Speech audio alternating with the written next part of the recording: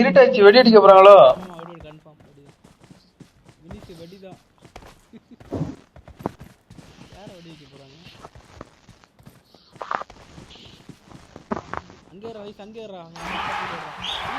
9 8 7 6 5 4 3 2 1.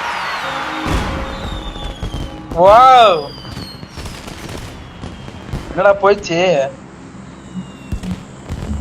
அப்பல பிடி 2 பிளாட் ஆடா. அப்பல ரெக்கார்ட் பண்ணிட்டு ஆட முடியல இன்னும்.